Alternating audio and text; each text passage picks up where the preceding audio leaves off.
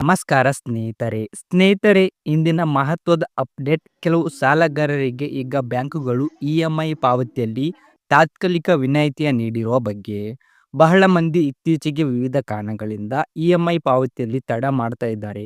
ಅದನ್ನ ಗಮನಕ್ಕೆ ತೆಗೆದುಕೊಂಡ ಬ್ಯಾಂಕುಗಳು ಕೆಲ ನಿರ್ದಿಷ್ಟ ವರ್ಗದ ಖಾತೆಗಳಿಗೆ ತಾತ್ಕಾಲಿಕ ಸಡಿಲಿಕೆ ಘೋಷಣೆ ಮಾಡಿವೆ. ಅಂದರೆ ಇಎಂಐ ಲೇಟ್ ಆದರೂ ತಕ್ಷಣವೇ ದಂಡ ಹಾಕೋದಿಲ್ಲ, ಕ್ರೆಡಿಟ್ ಸ್ಕೋರ್ ಕೂಡ ತಕ್ಷಣ ಹಾನಿ ಆಗುವುದಿಲ್ಲ. ಹಾಗಾದ್ರೆ ಯಾರಿಗೆ ಈ ರಿಲೀಫ್ ಪಡೆಯಬಹುದು ಎಂದು ನೋಡ್ತಾ ಹೋಗೋಣ. ಇನ್ನು ಮೊದಲನೇದು, KYC ಅಪ್ಡೇಟ್ ಬಾಕಿ ಇರುವ ಖಾತೆಗಳು. ಆಧಾರ್ ಪ್ಯಾನ್ ಲಿಂಕ್ ಮಾಡದೆ ಬಾಕಿ ಇದ್ರೆ ಅಥವಾ KYC ತಿದ್ದುಪಡಿ ಪ್ರಕ್ರಿಯೆ ನಡೀತಾ ಇದ್ರೆ ಬ್ಯಾಂಕುಗಳು ತಾತ್ಕಾಲಿಕವಾಗಿ ದಂಡ ವಿಧಿಸುವುದಿಲ್ಲ. ಇನ್ನು ಎರಡನೇದು, ಸಾಲ ಪುನರ್ರಚನೆ. ಈಗಾಗಲೇ ಬ್ಯಾಂಕಿಗೆ ಅರ್ಜಿ ಕೊಟ್ಟಿರುವ ಸಾಲಗಾರರಿಗೆ ತಾತ್ಕಾಲಿಕ ಕಾಲಾವಕಾಶ ಕೊಡಲಾಗುತ್ತದೆ. ಇನ್ನು ಮೂರನೇದು, ಸಬ್ಸಿಡಿ ಹೊಂದಿರುವ ಸರ್ಕಾರಿ ಯೋಜನೆ ಸಾಲಗಳು. ಸರ್ಕಾರ ಪರಿಶೀಲನೆಯಲ್ಲಿ ಬಾಕಿ ಇರುವ ಸಬ್ಸಿಡಿ ಲಿಂಕ್ಡ್ ಲೋನ್ಸ್ಗೆ ಈ ರಿಯಾಯಿತಿ ಅನ್ವಯಿಸುತ್ತದೆ.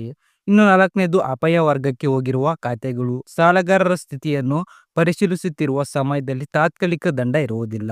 ಇನ್ನು ಐದನೇದು, ವಿಪತ್ತು ಸಂಕಟ ವಲಯದಲ್ಲಿ ಸಾಲಗಾರರು. ಪ್ರಾಕೃತಿಕ ವಿಪತ್ತು, ಆರ್ಥಿಕ ಸಂಕಷ್ಟ ಅಥವಾ ತುರ್ತು ಪರಿಸ್ಥಿತಿ ಬ್ಯಾಂಕ್ ಅನುಮೋದಿಸಿದ ಪ್ರದೇಶ ವರ್ಗಗಳಿಗೆ ಈ ಸಡಿಲಿಕೆ ದೊರೆಯುತ್ತದೆ.